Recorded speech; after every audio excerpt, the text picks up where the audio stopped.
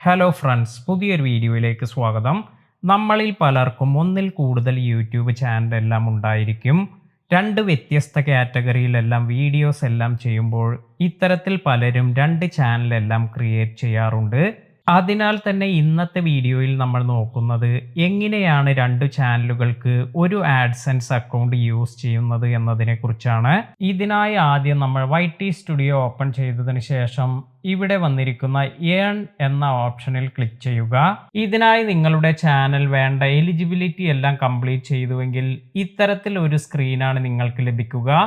അതായത് review partner program terms എന്നൊരു option ആദ്യമായി നിങ്ങൾക്ക് കാണാൻ സാധിക്കും.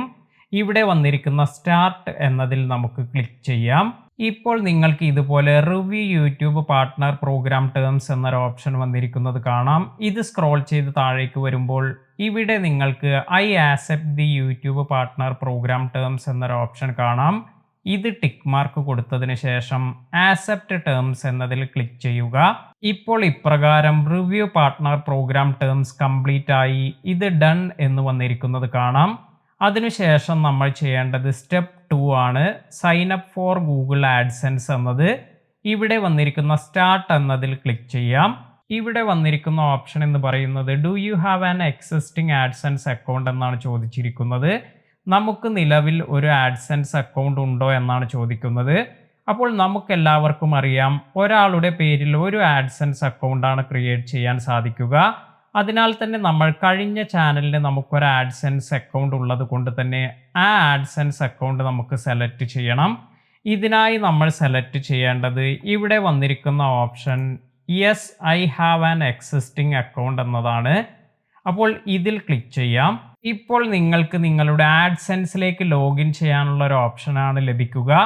നിങ്ങൾ നേരത്തെ നൽകിയിരിക്കുന്ന ആഡ്സെൻസ് അക്കൗണ്ട് യൂസ് ചെയ്ത് വേണം ഇവിടെ ലോഗിൻ ചെയ്യാൻ.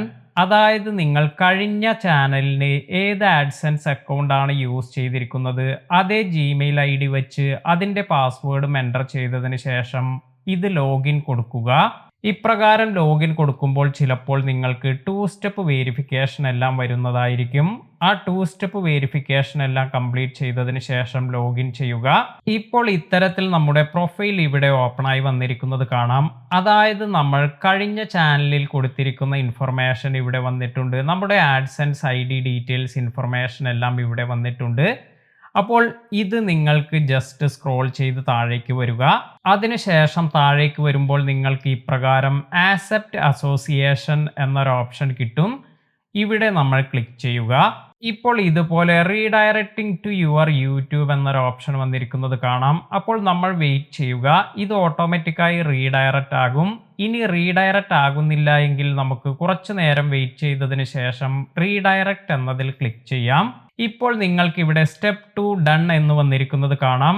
അതായത് നമ്മൾ ആഡ്സെൻസിലേക്ക് ഈ ഒരു ചാനൽ ലിങ്ക് ചെയ്ത് കഴിഞ്ഞു. അതിനാൽ തന്നെ ഇവിടെ താഴെ വന്നിരിക്കുന്നുണ്ട് you have successfully linked an AdSense account എന്ന്. അപ്പോൾ ഇപ്രകാരമാണ് നമ്മൾ ആഡ്സെൻസ് അക്കൗണ്ട് നമ്മുടെ പുതിയ ചാനലുമായി ലിങ്ക് ചെയ്യേണ്ടത്. ഇപ്പോൾ നിങ്ങൾക്ക് ഇവിടെ സ്റ്റെപ്പ് 3 എന്നത് ഇൻ പ്രോഗ്രസ് എന്ന് വന്നിരിക്കുന്നത് കാണാം. അതായത് സ്റ്റെപ്പ് 1ഉം സ്റ്റെപ്പ് 2ഉം കംപ്ലീറ്റ് ചെയ്ത് നമ്മുടെ ചാനൽ ഇപ്പോൾ റിവ്യൂ ക്യൂവിലാണ് വന്നിരിക്കുന്നത്.